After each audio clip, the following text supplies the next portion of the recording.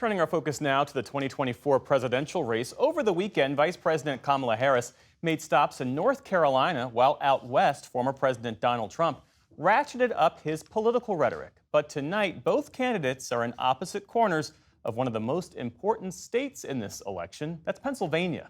Laura Barone-Lopez has our report. This afternoon, Kamala Harris jetted off to the country's largest battleground state. The vice president is doing in Pennsylvania as she did in North Carolina over the weekend, energizing black voters.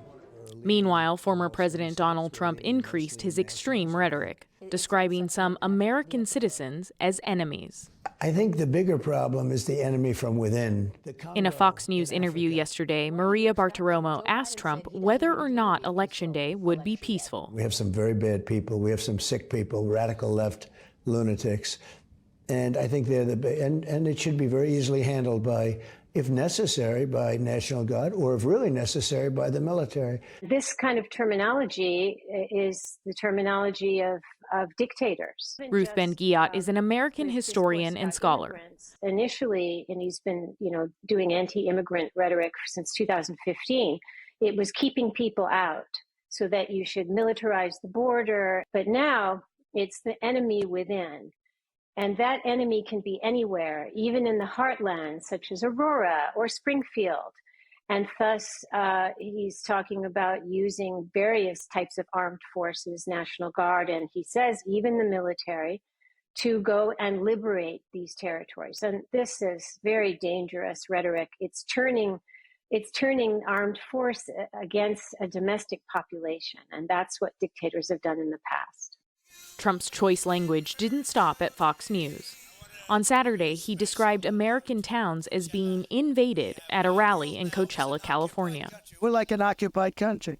We got people taking over parts of Colorado. We have people taking over other states. November 5th, 2024 will be Liberation Day in America, Liberation Day.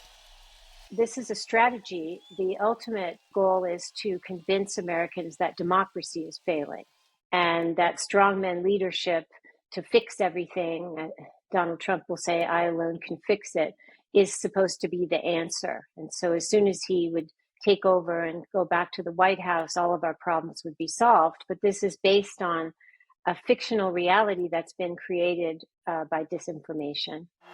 In Prescott Valley, Arizona this weekend, Trump made a new immigration pledge to add 10,000 agents to Border Patrol ranks and bump up their salaries. After I win, I will be asking Congress immediately to approve a 10% raise. I haven't had one in a long time for all agents.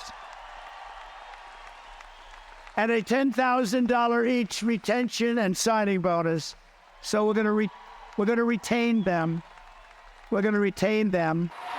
Across the country, at her own rally in Greenville, North Carolina, Harris, who released her own medical records on Saturday, took a swing at the former president's lack of transparency. He refuses to release his medical records. I've done it. Every other presidential candidate in modern era has done it. He is unwilling to do a 60 Minutes interview. Like every other major party candidate has done for more than half a century. He is unwilling to meet for a second debate.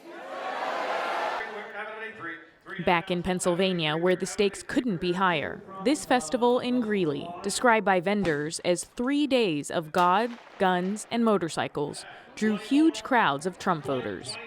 With November 5th just 3 weeks away, die-hard Trump supporters are counting down the days. We're 23 days away from the election. The days drag. It's like a 10-year-old waiting for Santa Claus to come. The days just can't get here fast enough.